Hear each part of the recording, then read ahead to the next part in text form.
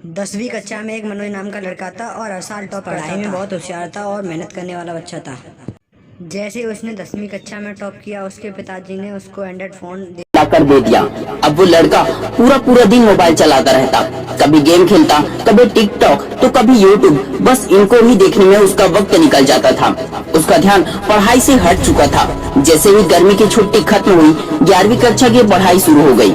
लेकिन अब मनोज पहले जैसा पढ़ाई में होशियार बिल्कुल नहीं रहा, क्योंकि अब वो पढ़ाई के साथ साथ मोबाइल में ज्यादा ध्यान देने लगा।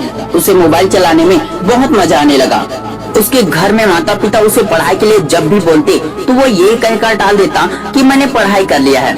और उसे इस बात से और कॉन्फिडेंस हो गया था कि वो हर साल क्लास में टॉप करता है। और उसने सोचा मैं इस साल भी टॉप करूंगा। और उसके बाद होना क्या था, जब 11वीं का एग्जाम खत्म हुआ और रिजल्ट आया तो मनोज का रिजल्ट देखकर सब हैरान हो गए। उनके टीचर, उनके माता पिता और खुद मनोज भी हैरान हो गया। हर साल क्लास में टॉप करने वाला लड़का 11वीं कक्षा में बहुत मुश्किल से पास हुआ था। मनोज अपने रिजल्ट से बहुत दुखी था। मनोज अपने रूम में बैठकर खूब रोने लगा, अपने आप को कोसने लगा। तभी मनोज के पिता आए और मनोज को समझाने लगे, बेटा जो हो गया सो हो गया, अब रोने से क्या फायदा। अब तुम आगे की पढ़ाई के बारे में सोचो।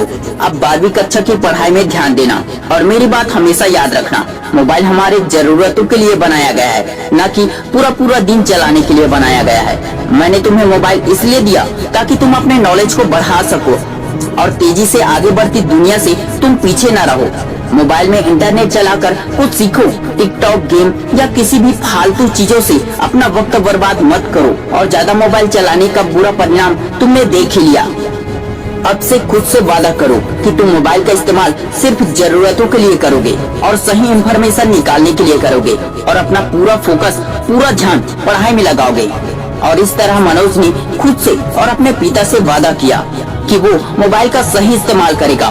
फिर जैसे ही 12वीं कक्षा की पढ़ाई शुरू हुई, उसने पूरे लगन से अपने पढ़ाई में ध्यान दिया और अपने वादे के अनुसार मोबाइल का यूज सिर्फ जरूरी कामों के लिए करता था।